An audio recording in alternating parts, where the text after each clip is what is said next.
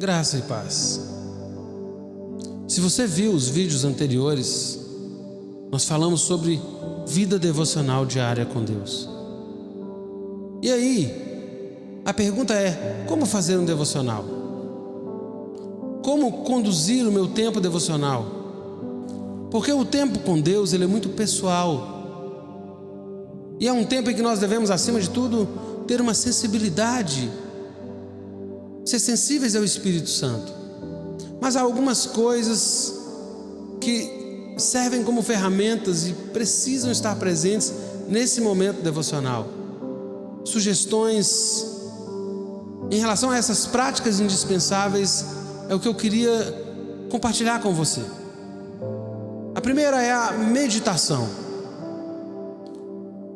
Porque nós temos a meditação bíblica, a oração e a adoração. E a meditação, nos dias do Antigo Testamento e mesmo até séculos recentes, as pessoas não dispunham de cópias das Escrituras. Alguns, como os sacerdotes, os escribas, por exemplo, tinham acesso diário às Escrituras, mas a maioria das pessoas não. Elas dependiam das reuniões públicas para semanalmente ter algum contato com a palavra de Deus. E esta foi talvez a única razão pela qual Deus não exigiu de todos a leitura diária das Escrituras. Mas ainda assim, de alguns isto era exigido, como no caso dos reis. Olha o que diz a palavra.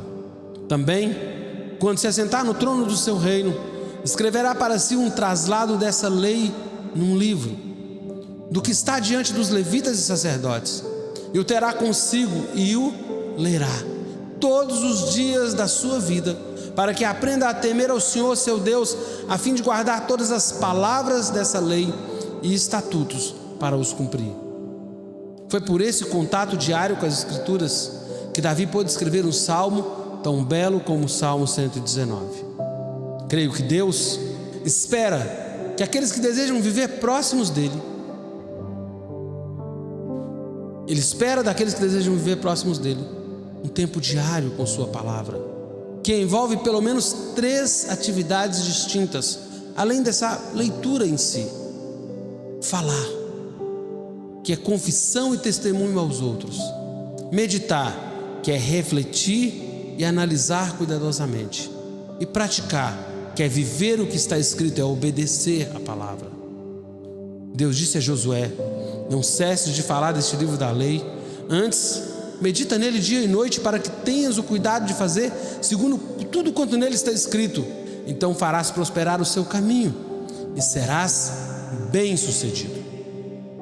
A oração, nós já vimos que Jesus nos ensinou em seu modelo de oração a estarmos diariamente perante Deus. Esta deve ser uma prática diária. O que percebemos na frase, o pão nosso de cada dia. Portanto, também deve estar em nosso momento devocional diário. Deve ser um tempo de envolver os diferentes tipos de oração, como por exemplo, oração de confissão, tanto dos nossos pecados, como também das promessas que dizem respeito à nossa vida. Súplica, onde se enquadram as nossas petições. A intercessão, quando nós oramos por outras pessoas, por nossos familiares, pelos discípulos, pelos amigos, pelos vizinhos, pela igreja, pelo pastor. Ações de graça, orações no Espírito, quando você ora em Deus, quando você ora em outras línguas, quando você fala a Deus, quando você se delicia por estar na presença de Deus, quando você em oração entra graciosamente diante dele. A oração do Pai Nosso é um excelente modelo de oração. Suas frases nos dão direções para áreas importantes a serem abordadas em nossa oração diária. Louvor e adoração, essa também é uma outra prática diária. Davi declarou: todos os dias te bendirei e louvarei o seu nome para sempre. Tempo de adoração pode envolver cânticos conhecidos e espontâneos, bem como declarações de amor e exaltação. Há pessoas que, quando estão no seu devocional diário, gostam de utilizar músicas gravadas, não é?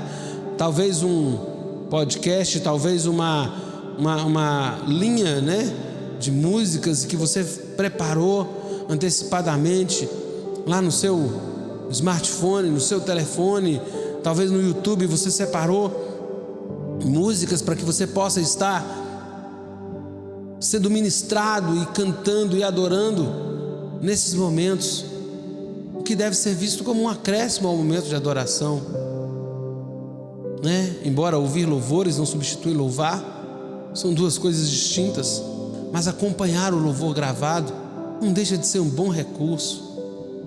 Sabe por quê? Além de saber que nós temos que ter um período devocional diário e matinal com Deus, conhecer essas práticas indispensáveis em relação a esse momento, a gente precisa compreender que quietude e a privacidade devem estar presentes nesse momento. Há algo poderoso na oração coletiva, como igreja, como povo de Deus, e nós devemos aprender a orar com outros irmãos, bem como com toda a igreja. Mas a força do período devocional, do relacionamento diário com Deus, reside no princípio de estar a sós com Ele, que alguns chamam de TSD, tempo a sós com Deus. Isso não só nos ajuda a cultivar a intimidade, como também é um mandamento. Cristo disse: tu, porém, quando orares, entra no teu quarto, fechada a porta, orarás a teu Pai, que está em secreto, e o teu Pai, que vê em secreto, te recompensará. Estar a portas fechadas com Deus é uma necessidade de cada um de nós. Ali não só pedimos, mas adoramos, nos rendemos com total liberdade de rasgar o nosso coração. Assim como um casal tem seus momentos de privacidade longe dos olhos de todas as pessoas, penso que devemos cultivar momentos de comunhão com o Senhor, com o noivo, para que também sejamos marcados pela privacidade que temos com Ele. Se você não tem meios de se trancar, pelo menos procure se afastar das demais pessoas para ter esse momento. Certamente essa prática diária te levará a um novo nível de relacionamento com Deus. Que Deus te abençoe, que você cresça, prospere muito em sua vida diária relacional com o Deus da sua vida, com o Deus que te ama, com o Deus que te vê em secreto, com o Deus que todos os dias vem encontrar-se com você, encontrar-se comigo, como Ele ia ao jardim, encontrar-se com Adão.